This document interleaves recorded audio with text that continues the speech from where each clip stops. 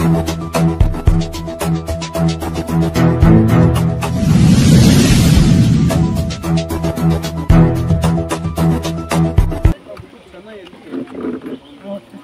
Intimation ಕೊಟ್ಟಿದ್ದಾರೆ ಮರ ಈ ತರ ಇದೆ ಬಿದ್ದು ಹೋಗುತ್ತೆ ಅಂತ but intimation to people that is what they saying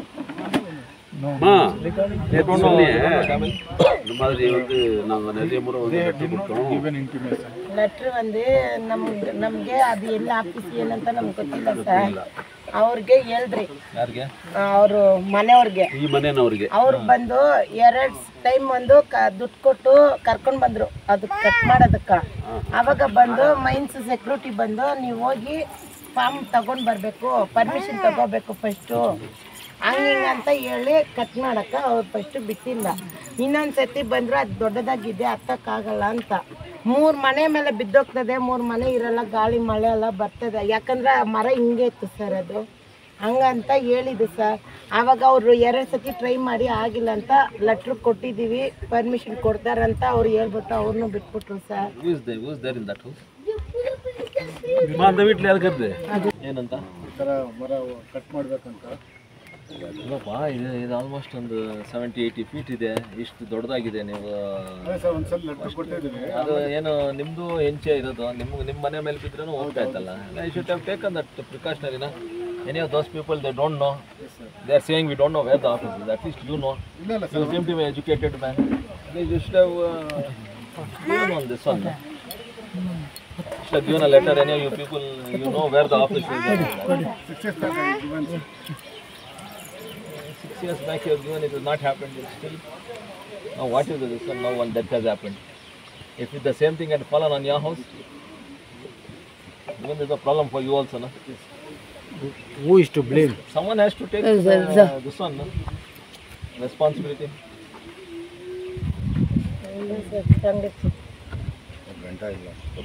ಗಂಡ ಇಲ್ಲ ಬಿಟ್ಟು ಹೋಗ್ಬಿಟ್ನು ಸರ್. ಇನ್ನೊಂದು ಮದುವೆ ಮಾಡ್ಕೊಂಡ್ಬಿಟ್ನು.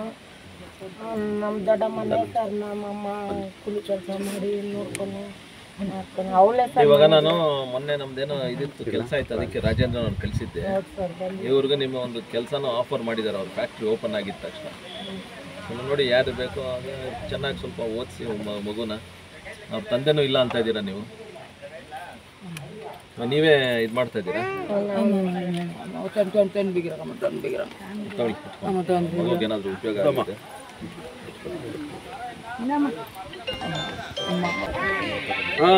ಏನು ನಿಮ್ಮ ಮೇಲೆ ಜಾಸ್ತಿ ಆಸೆ ನೋಡಿ,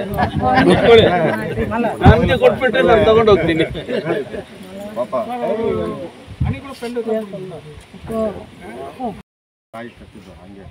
ಅವಳು ಹಂಗೆ ದಿವಾನ್ ಮನೆ ಫೋನ್ ಕೊಟ್ಬಿಟ್ಟು ಬಟ್ಟೆ ಮಳೆ ಬರ್ತದಂತ ಇಲ್ಲಿ ಬಟ್ಟೆ ಹಾಕಿದ್ರು ಕಮ್ಮಿ ಮೇಲೆ.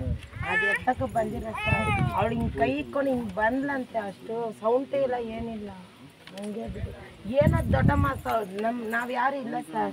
ನಮ್ಮ ದೊಡ್ಡಮ್ಮ ಇರುವಾಗ ಏನು ಸೌಂಡ್ ಬಂತಂದ್ರೆ ಎಲ್ಲ ಗಾಲಿಗೆ போகிறோம் சார். காரவாரி காலைல போய் சாயங்காலம் தான் வருவோங்க. வீட்டில் யாரும் இல்லைக்கா மட்டும் இருக்குவாங்க.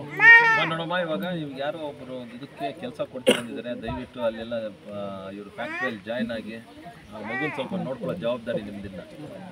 ನಮ್ಮ ಕಡೆಯಿಂದ ನಾವು ಎಷ್ಟಾದರೆ ಅಷ್ಟು ಸಹಾಯ ಮಾಡ್ತೀವಿ.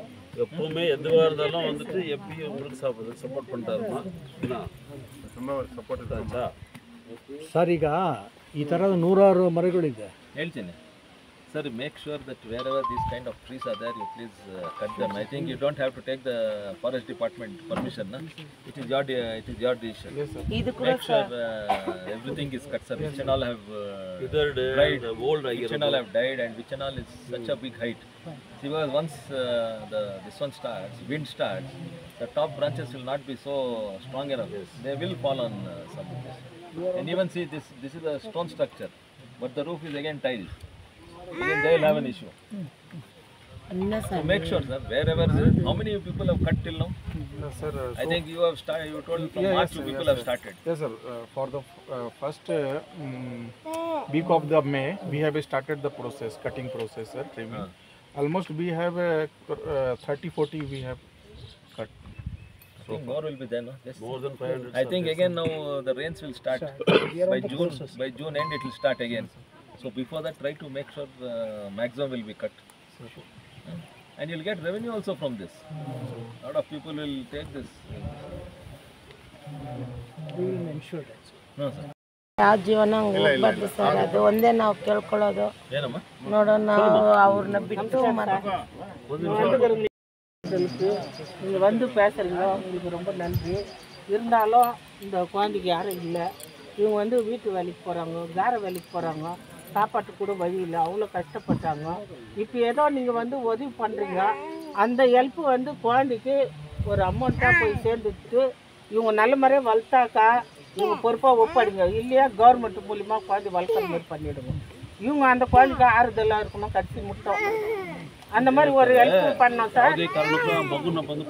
ஏன்னா இது ஒரு இதுவாக நிற்கிதுங்க இன்னைக்கு.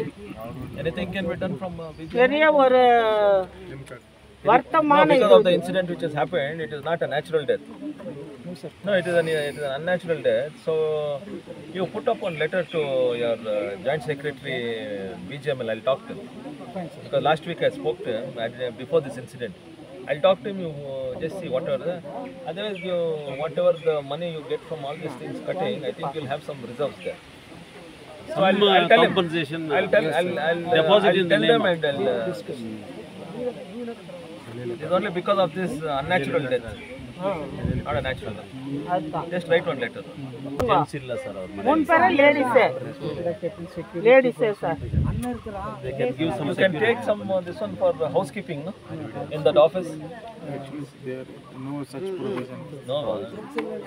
See, your office has to be clean. Sweeping. இல்ல இது இப்போ இங்க இல்ல. Housekeeping. Just try. Just talk. இவங்க பிரதர் இருக்கிறாரு சார். இவங்க பிரதர் இருக்கிறாரு, தம்பி இருக்கிறாருங்க, செப்பரேட்டாக இருக்கிறாருங்க. அவங்க டேடி இருக்கிறாருங்க. ஆனால் யாருக்கும் கவர்மெண்ட் லேடிஸுங்களுக்கு ஜென்ஸ் யாருன்னா இருந்தாங்கன்னா செக்யூரிட்டி வேலை